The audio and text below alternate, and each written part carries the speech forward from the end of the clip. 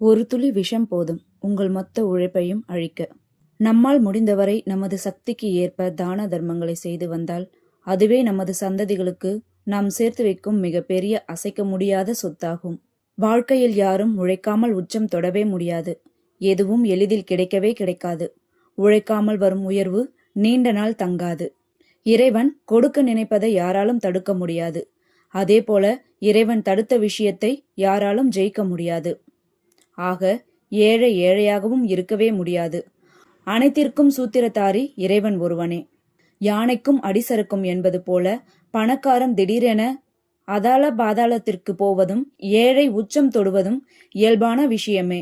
சில விஷயங்களில் நாம் கவனமுடனும் நிதானத்துடனும் வாழ்க்கை பாதையின் படிக்கட்டுகளில் காலடி எடுத்து வைக்க வேண்டும்.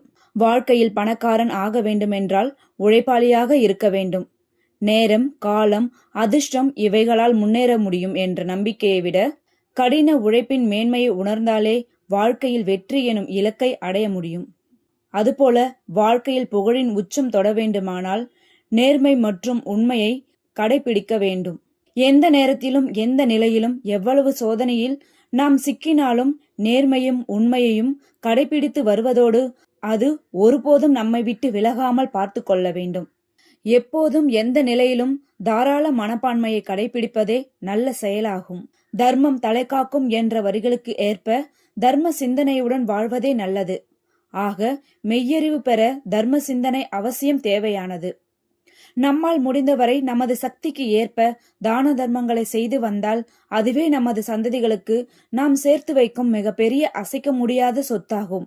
பாவத்தை கையேந்த கூடாது. அதே நேரம் புண்ணியத்தையும் சேர்க்க தயங்கவே கூடாது. அது பல வகைகளில் நமக்கான அழியா சொத்தாகும். இத்தனையும் நாம் துளி துளியாக சேமித்து வைத்தாலும் நமது பேச்சில் நிதானமும் அன்பும் கலந்திருப்பதே நல்லது. அனைவரையும் நமது அன்பாலும் அரவணைப்பாலும் வெல்ல முடியும்.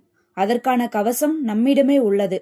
நாம் வேதனை என்னும் கடலில் மூழ்காதிருக்க நமக்கு தேவையே நாவடக்கம் மட்டும்தான்.